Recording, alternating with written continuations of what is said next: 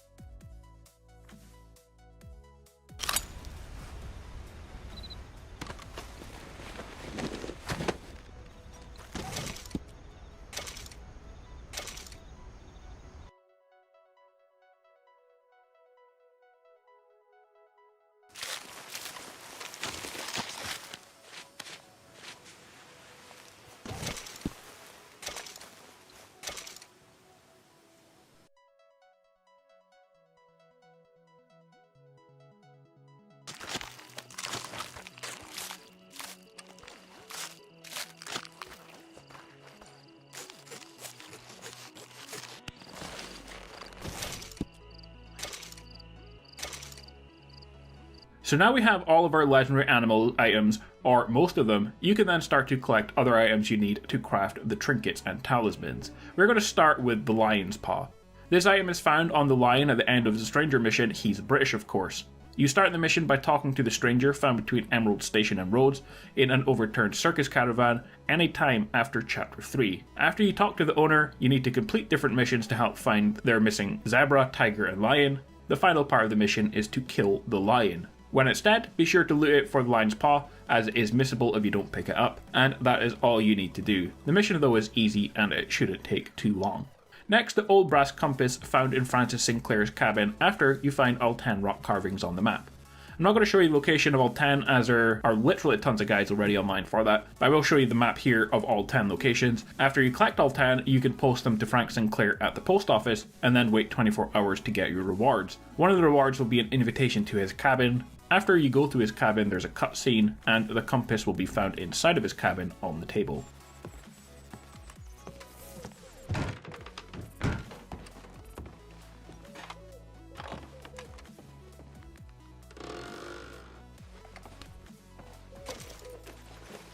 Next, we will get the Civil War handcuffs. You need to find all 144 cigarette cards in order to get this.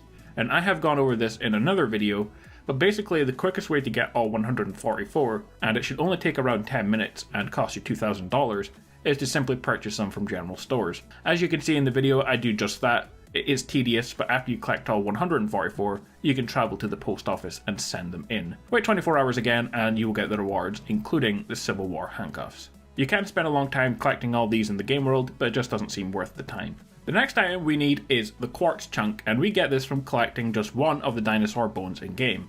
I've marked the location of the first one, although you probably have already seen one already. Study it and then travel to the post office again to send in the letter. Wait 24 hours and return for your reward, which will be the quartz chunk.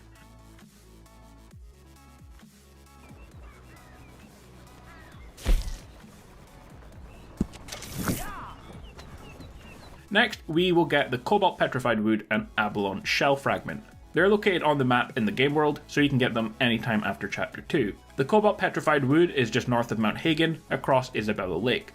Under a small cliff, there is a chest with the Petrified Wood.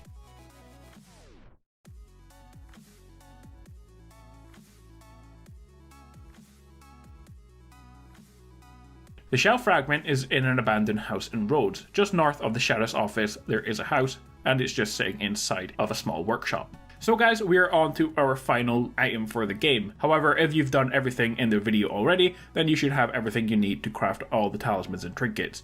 This final one itself is actually a trinket, so no crafting required. You get as a reward for one of the missions in game, but it is missable, so be careful. To get, you need to complete the quest Archaeology for Beginners in Chapter 6 without killing anyone. But in order to do this, you will first need to accept the mission during the mission A Rage Unleashed. If you don't accept the mission, then this mission won't become available, and then of course you will miss the Owl Feather Trinket. So when asked to, help rains fall to unlock Archaeology for Beginners, and then you are ready to start the quest. Now to get the Owl Feather Trinket, again this part is missable, because you have to play the mission a certain way. Simply play through the mission without killing any guards, and you will be rewarded with the trinket in the end. To do this, you can either sneak, although it does take a while, or you can simply use some health and run in and get out before you die. Either way, as long as you don't kill anyone, you'll be rewarded with the missable Owl Feather Trinket. Well guys, we are finally ready to craft all of our trinkets and talismans at the fence. There should be 18 altogether to craft. The final 3 are the Owl Feather, which we already covered, and the Iguana Scale and Eagle Talon Talisman, which are given as part of the Ultimate Edition. To get the final perks, all we need to do now is finish all 90 in-game challenges, which is actually quite difficult to do, as the final perks are given to you by the Legend of the East outfit, which is given as a reward for completing all the challenges. However, I am working on videos for those next. I already did the Master Hunter, but I will work on the other 8, giving any tips that you need for some of the more difficult parts of those. Guys, a tough one to get, but hopefully this helps you out and make sure you don't miss any of those items, as a few are missable for the in-game perks. They don't count towards your 100% achievement, but they are very useful to have. Don't forget to subscribe and notifications on so you don't miss any of my Red Dead videos, including all the latest Red Dead Online updates. Enjoy the rest of your day, and I will see you guys in the next one. Peace out.